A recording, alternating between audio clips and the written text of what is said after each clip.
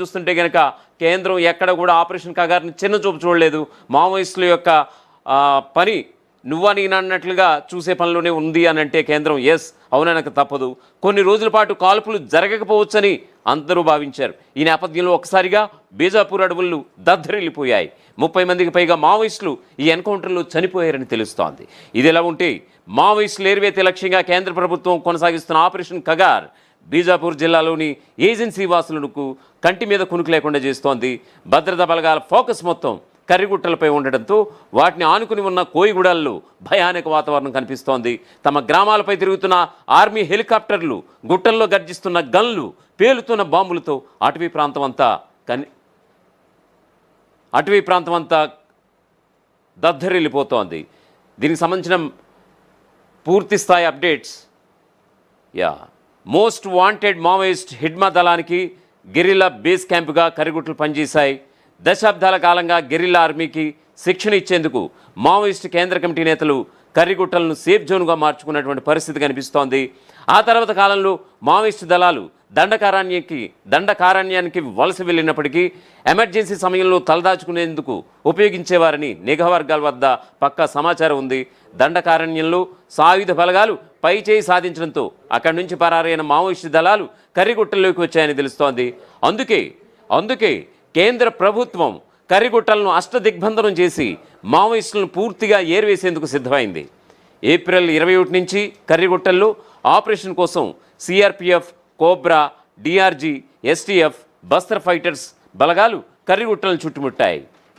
దీనికి సంబంధించిన పూర్తి స్థాయి అప్డేట్స్ ఇవ్వడానికి మా ప్రతినిధి వెంకటరత్నం ఫోన్ లైన్లో అందుబాటులో ఉన్నారు. వెంకటరత్నం, దాదాపుగా ఆపరేషన్ సింధూర్ పేరుతో ఆపరేషన్ కగార్ను పక్కన పెట్టేసింది అనుకున్నటువంటి ఈ తరుణాన ఖచ్చితంగా 30 మంది మావోయిస్టులు హతమవడం చూస్తుంటే ఆపరేషన్ కగార్ కూడా అంతే విధంగా ఆపరేషన్ సింధూర్తో పోటీ అన్నట్టుగా కూడా ఆపరేషన్ కగార్ అయితే కొనసాగుతుందా ఛత్తీస్గఢ్ అడవుల్లో? అసలు ఏం జరుగుతోంది? 21 రోజుకు చేరుకున్న నేపథ్యంలో ఇప్పటికే బలగాలు కూడా కొంతమందిని తాత్కాలికంగా పాకిస్తాన్ భారత్ యుద్ధ వాతావరణ నేపథ్యంలో కొంతమంది బలగాలను మొత్తం తాత్కాలికంగా ఉపసంహరించడం తెలుస్తుంది. అయితే ప్రస్తుత పరిస్థితి చూసినట్టయితే ఈ 9,000 మంది బలగాలే కాకుండా ఇంతకు ముందు మొత్తం 26,000 మంది బలగాలు ఉండడంతో అక్కడ ఉన్నటువంటి పరిస్థితులు పూర్తిగా తమ ఆధీనంలోకి తీసుకోవడంలో భాగంగానే రెండు ప్రాంతాల్లో కూడా షెల్టర్ జోన్లను కూడా ఏర్పాటు చేశారు. పోలీసులు మాత్రం ఇక్కడ వాళ్ళకి కావాల్సినటువంటి 2-3 నెలల పాటు ఉండడానికి కూడా కావాల్సినటువంటి సామాగ్రిని కూడా ఇప్పటికే తరలించుకొని ఇక్కడ బేస్ క్యాంపులను ఏర్పాటు చేశారు. ఆ బేస్ క్యాంపులకు కేంద్రంగానే గత కొద్ది రోజుల నుండి కూడా వీళ్ళు మావోయిస్టు బలగాలను ఏరివేత లక్ష్యంగా పనిచేస్తున్నటువంటి నేపథ్యంలో ఇటు మావోయిస్టుల ప్రతిదాడులు కూడా అదే రకంగా కొనసాగుతున్నటువంటి పరిస్థితి కనిపిస్తుంది. కొంతమంది ఇన్ఫార్మర్లు ఉన్నారన్నటువంటి నెపంతో కూడా వీళ్ళను హతమార్చడం కూడా చాలా కలకలం రేపుతుంది. వారం రోజుల వ్యవధిలో 4 ఇన్ఫార్మర్లను హత్య చేసినటువంటి పరిస్థితులు ఉన్నటువంటి నేపథ్యంలో ఇప్పుడు ఇటు మావోయిస్టులకు సంబంధించి ఎలాగైతే నష్టం జరుగుతుందో ఇక్కడ పోలీసుల ఇన్ఫార్మర్ల నేపథ్యంతో సామాన్యటువంటి ప్రజలకు కూడా అట్లాంటి పరిస్థితులే ఇబ్బందులు ఎదురవుతున్నాయి. మరోవైపు ఇటు పోలీసు బలగాలు కూడా ఇక్కడ కర్రెగుట్టల వైపు వెళ్తున్నటువంటి క్రమంలో ఐఈడి బాంబులు పేలడము, అలాగే దీనికి సంబంధించి ప్రెషర్ కుక్కర్ బాంబులు పేలడంతో కూడా వాళ్ళు కూడా కొంతమంది తీవ్ర గాయాల పాలై బీజాపూర్ ఆసుపత్రిలో చికిత్స పొందుతుంటే మరో 3 మొన్న రీసెంట్ గా జరిగినటువంటి సంఘటనలో కూడా 3 ఐఈడి బాంబు పేలి అన్నాడు చనిపోయారన్నటువంటి వార్తలు, కానీ అది ఐఈడి బాంబులు కాదు, అది ఒక ఎన్కౌంటర్ గా అన్నటువంటి స్పెసిఫిక్ గా తెలుస్తుంది. అయితే వీటన్నిటిని దృష్టిలో పెట్టుకుని ఎవరైతే ఎన్కౌంటర్ కు పాల్పడారన్నటువంటి కోణంలో ఇక్కడ గ్రేహౌండ్స్ బలగాలు, తెలంగాణ గ్రేహౌండ్స్ బలగాలు కూడా ఈ కర్రెగుట్ట ప్రాంతం వైపు అంటే వాజేడు అలాగే వెంకటాపురం మండలాల వైపు కూడా వెళ్తున్నటువంటి పరిస్థితి. ఇప్పటికే ఒక స్పష్టమైనటువంటి సమాచారం కూడా అందుకున్నటువంటి ఆ పోలీసులు కూడా మావోయిస్టుల జాడ తెలుస్తుందన్నటువంటి కోణంలోనే వెళ్తున్నారు. అయితే వీరికి ఇక్కడ ఇన్ఫార్మర్లే సమాచారం అందిస్తున్నారన్నటువంటి ఒక ఆక్రోషంతో ఆవేదనతో మావోయిస్టులు ఉన్నటువంటి నేపథ్యంలో కాపు గాచి మరి ఇన్ఫార్మర్లను మట్టు పెడుతున్నటువంటి పరిస్థితి. మొన్న ఒక రోజు ఇంట్లోకి వెళ్ళి గుంజుకొచ్చి మరి తాడుతో ఉరిబిగించి బయటికి తీసుకొచ్చి హత్య చేస్తున్న నేపథ్యంలో నిన్న కూడా విచక్షణ రహితంగా దాడి చేసి చంపుతున్నటువంటి పరిస్థితులు ఉన్నాయి. ఈ నేపథ్యంలో 2 రకాల నష్టాలు జరుగుతున్నాయి. కానీ ఇక్కడ ఆదివాసీల పేరుతోటి కూడా మావోయిస్టుల పేరుతోటి ఆదివాసుల హననం జరుగుతుందని చెప్పి పౌర హక్కుల సంఘాలు కూడా చెప్తున్నటువంటి నేపథ్యంలో ఇప్పుడు ప్రస్తుత పరిస్థితులు శాంతి చర్చలు జరిగితేనే బాగుంటుందని చెప్పి ఇటు పౌర హక్కుల సంఘాలు అలాగే ప్రజా సంఘాలతో పాటు మావోయిస్టులు కూడా ఇప్పటికే 4 లెటర్లు కూడా రాశారు.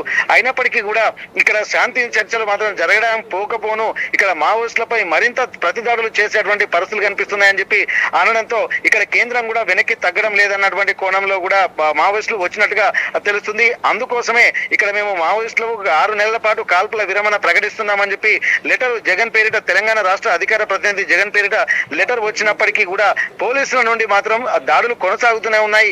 మరోవైపు ఈ దాడులకు ప్రధాన కారణం ఇన్ఫార్మర్లే అన్నటువంటి ఒక కోపము ఆవేదన మాత్రం మావోయిస్ట్ వర్గాల్లో ఉండడంతో ఎవరైతే ఇన్ఫార్మర్లుగా గుర్తించబడ్డటువంటి వాళ్ళు ఎవరైతే ఉన్నారో ఆదివాసీలైనా సరే ఎవరైనా సరే వారిని పట్టుకొని మరి హతమారుస్తున్నటువంటి సందర్భాలు కూడా ఇటు పోలీస్ వర్గాల్లో కూడా కలకలం రేస్తున్నటువంటి పరిస్థితి నెలకొంది.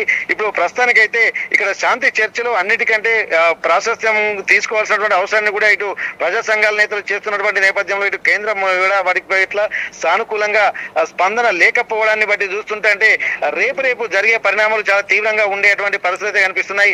ఇటు ప్రస్తుతానికైతే మావోయిస్టులు మేము కాల్పుల విరమణ ప్రకటిస్తున్నామని చెప్పినక్కడికి కూడా ఇన్ఫార్మర్లను హతమార్చడం కూడా ఇటు పల్లెవాసుల్లో గూడెల్లో ఆవేదన వ్యక్తమవుతుంది.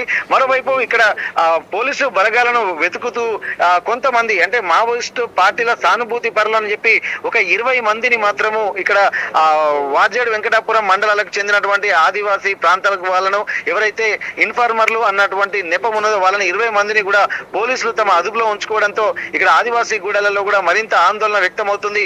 ఇప్పటికే కొంతమందిని మావోయిస్టుల నెపంతో కాల్చి చంపినటువంటి నేపథ్యంలో వీరిని కూడా అంటే వీరు నెక్స్ట్ మావోయిస్టులకు వెళ్తారన్నటువంటి సమాచారం కూడా ఉందన్నటువంటి ఆలోచనలు పోలీసులు చేస్తున్నట్టుగా తెలుస్తుంది. ముందు జాగ్రత్త చర్యలో భాగంగా వీరిని అదుపులోకి తీసుకుని కౌన్సిలింగ్ ఇస్తున్నారు. ఒకవేళ మావోయిస్టుల జాడ తెలుసుకోవడం కోసం వీరిని చిత్రహింసలు కూడా పెడుతున్నారు అన్నటువంటి కోణంలో మళ్ళీ ప్రజా సంఘాలు కూడా దీనిపై తీవ్రంగా స్పందిస్తున్నటువంటి పరిస్థితి. ఏదేమైనప్పటికీ కూడా ఈ కర్రెగుట్ట ఆపరేషన్ ఇటు మావోయిస్టులకు సంబంధించి ఏరివేత లక్ష్యంగా ఇటు కేంద్ర ఛత్తీస్గఢ్ రాష్ట్ర ప్రభుత్వాలు ముందుకు వెళ్తున్నటువంటి క్రమంలో ఇక్కడ ఆదివాసీలు మాత్రం అనేక ఇబ్బందులు పడుతున్నటువంటి పరిస్థితి. నిన్నటికి నిన్న 20 మందిని అదుపులోకి తీసుకోవడం కూడా మావోయిస్టు వర్గాల్లో అలాగే ఆదివాసీ గూడెల్లో మాత్రం కలకలం రేగుతుంది. అయితే ఇంతమంది దళ సభ్యులకి చావులకి కారణమవుతున్నటువంటి హెడ్మా కావచ్చు అలాగే అగ్రనేత దామోదర్ కావచ్చు వాళ్ళిద్దరూ ఎక్కడో బంకర్లో దాక్కున్నారన్నటువంటి సమాచారం కూడా అధికారుల వద్ద ఉన్నటువంటి సమాచారం అయితే అందుతోంది. వారిద్దరి పరిస్థితి ఏంటి? సెర్చ్ ఆపరేషన్ ఏ విధంగా ఉండబోతోంది వాళ్ళకి సంబంధించి? అయితే ప్రస్తుతానికి హిడ్మా దామోదర్ సుజాత లాంటి దళ సభ్యులు దళ నాయకులు వీళ్ళు కూడా దాదాపు అక్కడి నుండి కర్రెగుట్టల్లో బంకర్లో దాచుకున్నారని చెప్పి సమాచారం ముందు తెలిసినటువంటి పరిస్థితి. కానీ ఇప్పుడు ఛత్తీస్గఢ్ ప్రభుత్వం కూడా వాళ్ళు వెతుకుతున్నటువంటి నేపథ్యంలో వీళ్ళు మావోయిస్టులు అలాగే హిడ్మా కానీ అలాగే దామోదర్ కానీ ఇవి సుజాత ఇట్లాంటి వాళ్ళందరూ కూడా అక్కడి నుండి తప్పించుకున్నారా అన్నటువంటి అనుమానాలు కూడా బలపడడంతో ఛత్తీస్గఢ్ ప్రభుత్వం కూడా ఒక అనుమానం వ్యక్తం చేసింది. వీళ్ళు దాదాపు ఈ బంకర్ల నుండి అంటే ముందస్తు సమాచారం అంటే కర్రెగుట్టలో దాడులు చేస్తున్నారన్నటువంటి సమాచారం తెలుసుకుని ముందుగా అక్కడి నుంచి వెళ్ళిపోయారా అన్నటువంటి అనుమానాలు కనిపిస్తుంది. ఎందుకంటే 21 రోజులు కంటిన్యూగా కొనసాగుతున్నటువంటి నేపథ్యంలో మావోయిస్టుల జాడలు అంటే అనుకున్నంత వీరు ఏదైతే ఎక్స్పెక్ట్ చేశారో కేంద్ర రాష్ట్ర బలగాలు మాత్రం అంత తీవ్ర స్థాయిలో మావోయిస్టులను పట్టుకోలేకపోయారన్నటువంటి ఆలోచన జరుగుతున్నాయి. కానీ మొన్న జరిగినటువంటి సంఘటన చూసినట్టయితే ఇప్పటికీ 22 మంది ఒకసారి మళ్ళీ ప్రభుత్వం అధికారికంగా ప్రకటించినటువంటి మరో 10 మంది మొత్తం 32 మంది ఇప్పటి వరకు హతమైనట్టుగా వీళ్ళు పోలీస్ వర్గాలు చెప్తున్నాయి. దానికి సంబంధించి కూడా ఛత్తీస్గఢ్ అడవుల నుండి కూడా బీజాపూర్ ప్రభుత్వ ఆసుపత్రికి కూడా విపరీతంగా కంటిన్యూగా శవాలు మాత్రం వెళ్తున్నటువంటి పరిస్థితి కనిపిస్తుంది. ఈ నేపథ్యంలో ఈ శవాలకు సంబంధించి ఎవరైతే మావోయిస్టులు చనిపోయారన్నటువంటి వాళ్ళు ఎవరున్నారో వారికి సంబంధించిన